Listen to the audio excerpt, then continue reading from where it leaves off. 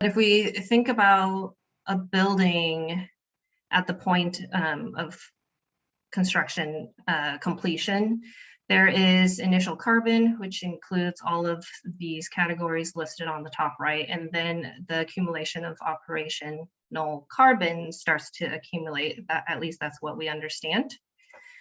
But as we delve deeper into it, we know that TI portion of a building continues to be renovated. And for office buildings, we understand that it's about every 10 years. For hospitality and for retail, sometimes that is a much faster cycle. So it's not a once and done embodied carbon. It is a cyclical, especially as TI continues to renovate. This is a scenario showing that if in Washington State, we are moving towards a zero carbon grid.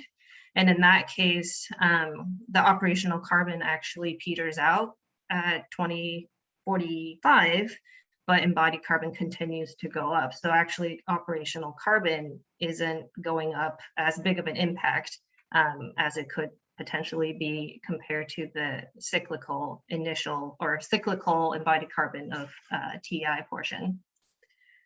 So to understand what the impact is of TI renovations, we used our own office as a case study, and our office moved into the Norton building in 1984, and then since then we've done 3 major renovations, and that is sort of on track with this 10-year cycle for interior renovations. So as you can see, we have 1995, 2000, and 2013.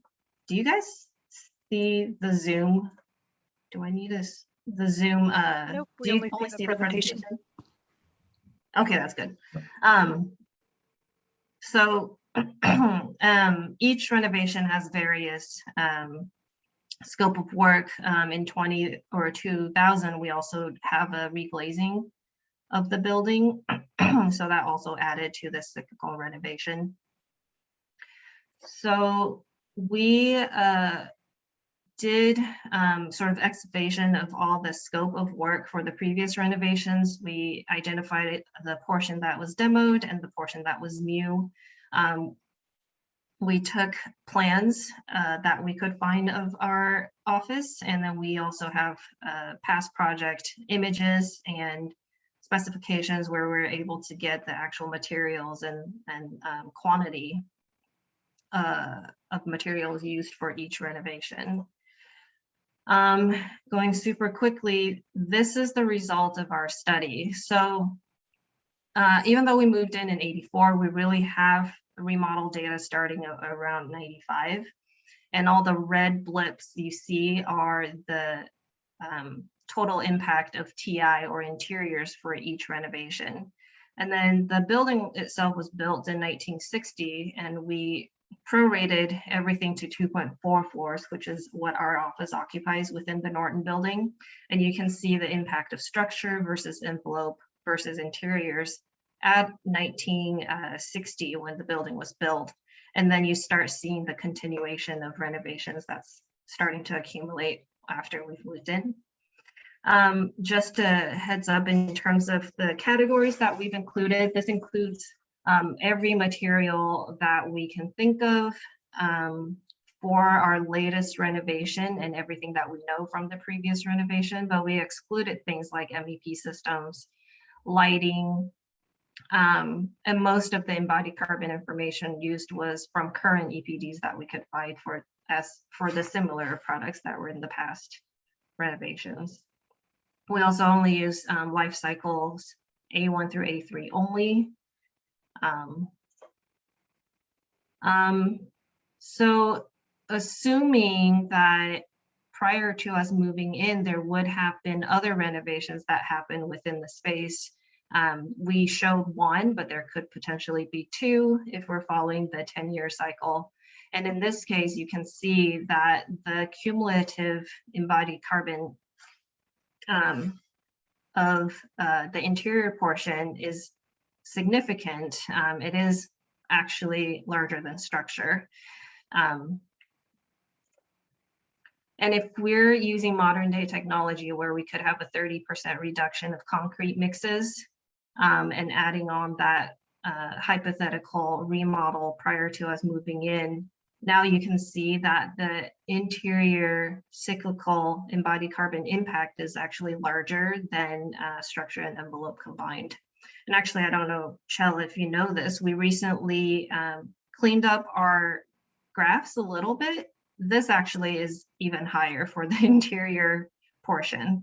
So as you can see, through about a 60-year history of our office being in the Norton building, cyclical TI is actually a very significant portion of the embodied carbon of the building.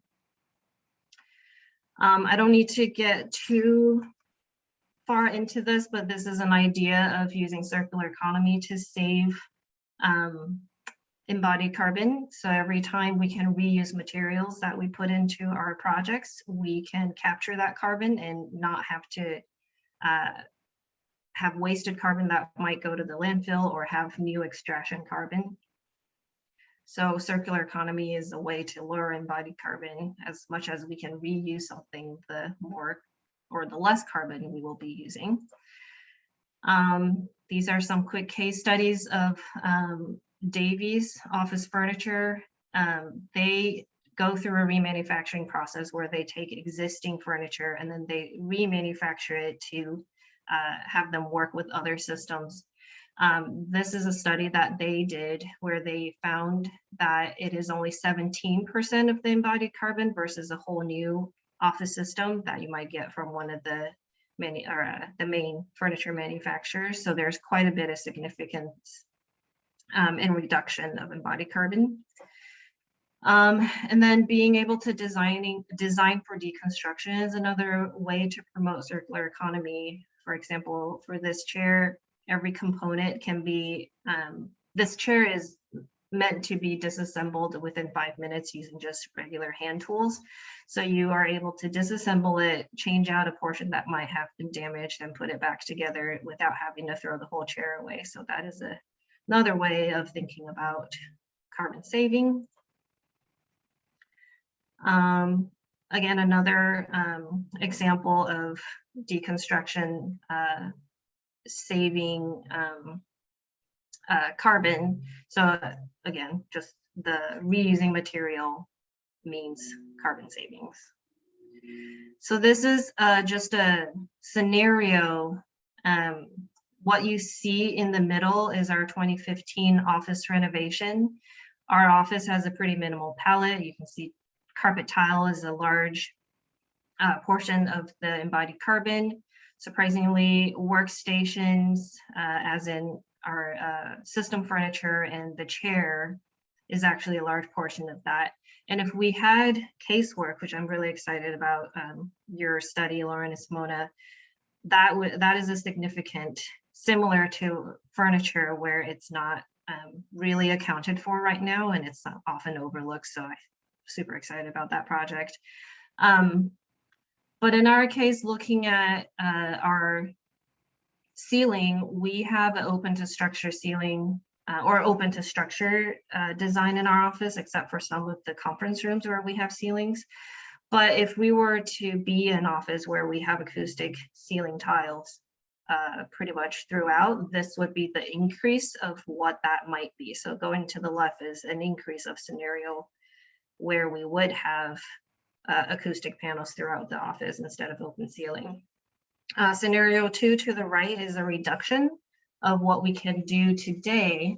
So if we're taking that Davies workstation reduction, if we're using a carpet tile, that is a significant reduction from what we actually currently have in the office.